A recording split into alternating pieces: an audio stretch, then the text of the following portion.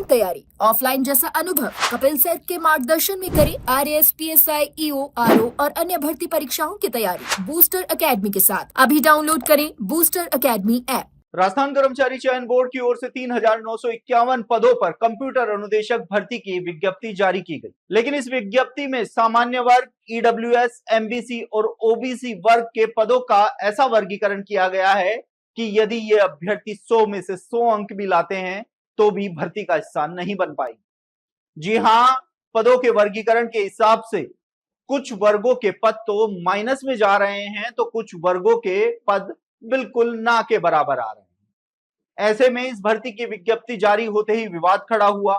युवा सड़क पर उतरे और अपनी मांग को पुरजोर तरीके से उठाया, लेकिन लगभग 3 सप्ताह का समय बीत जाने के बाद भी अभी तक भी पदों के वर्गीकरण को लेकर किसी भी प्रकार की कोई संशोधन नहीं हो पाया है और ना ही कोई समाधान निकल पाया है।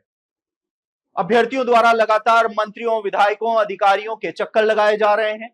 राजस्थान कर्मचारी चयन बोर्ड अध्यक्ष मेजर जनरल आलोक राज से भी मुलाकात की और उनके सामने अपनी पीड़ा रखी, लेकिन नतीजा वही 0 निकला।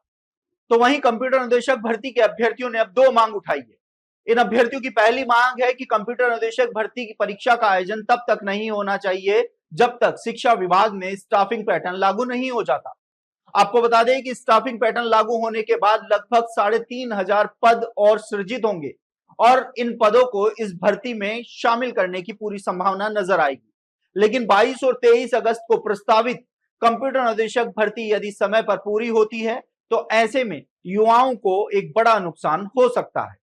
इसके साथ ही युवाओं ने दूसरी मांग उठाई है कि स्टाफिंग पैटर्न जब लागू हो जाएगा तो इसके बाद इस भर्ती की नई विज्ञप्ति जारी होनी चाहिए जो कम से कम 7,000 पदों पर होनी चाहिए, क्योंकि राज्य सरकार के नए नियमों के अनुसार अब किसी भी भर्ती में 100% पदों की बढ़ोतरी हो सकती है। ऐसे में युवाओं को उम्मीद है कि स्टाफिंग पैटर्न लागू हो जाएगा तो उसके बाद जो पद रिक्त होकर सामने आएंगे उन पदों को इस भर्ती में शामिल किया जाएगा तो भर्ती बड़े पदों पर निकलेगी और जो पदों के वर्गीकरण का विवाद है वो भी सुलझ जाएगा।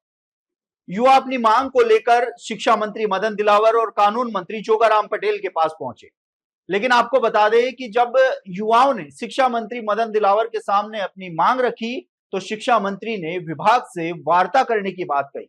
तो वहीं जब अभ्यर्थियों ने कानून मंत्री जोगाराम पटेल से बात की तो उन्होंने कहा कि वह शिक्षा मंत्री से बात करेंगे। इसको सुनकर युवाओं में आक्रोश देखने को मिला।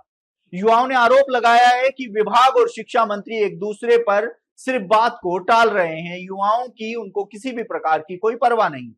युवाओं ने यह तक आरोप लगा दिया है कि इस भर्ती में आवेदन करने से भी कोई फायदा नजर नहीं आ रहा है, क्योंकि वह आवेदन भी कर देते हैं, 100 में से 100 अंक भी ले आते हैं, लेकिन इसके बावजूद भी उनका चयन नहीं हो पाएगा। ऐसे में जब तक शिक्षा विभाग में स्टाफिंग पैटर्न लागू नहीं हो जाता है तब तक इस भर्ती की परीक्षा तिथि को आगे बढ़ाया जाए। हालांकि कर्मचारी चयन बोर्ड अध्यक्ष मेजर जनरल आलोक राज साफ कर चुके हैं कि 22 और 23 अगस्त को प्रस्तावित कंप्यूटर अनुदेशक भर्ती परीक्षा का आयोजन होगा। ऐसे में अब जैसे जैसे समय बीतता जा रहा है कंप्यूटर अनुदेशक भर्ती के अभ्यर्थियों की चिंताएं भी बढ़ रही हैं, क्योंकि इस भर्ती में फिलहाल आवेदन प्रक्रिया चल रही है और अभ्यर्थी इस उम्मीद से आवेदन नहीं कर रहे हैं कि सरकार उनके हक में कोई फैसला ले ले। ऐसे में अब आने वाले समय में देखना होगा कि कंप्यूटर अनुदेशक भर्ती के सैकड़ों अभ्यर्थी जो इस समय अपनी पीड़ा को लेकर सरकार, मंत्रियों और विधायकों के चक्कर लगा रहे हैं, आखिर इनको राहत किस दर पर मिलेगी ये भी देखने वाली बात होगी। आप देखते रहिए एजुकेशन नगरी, मैं हूं ललित वर्मा।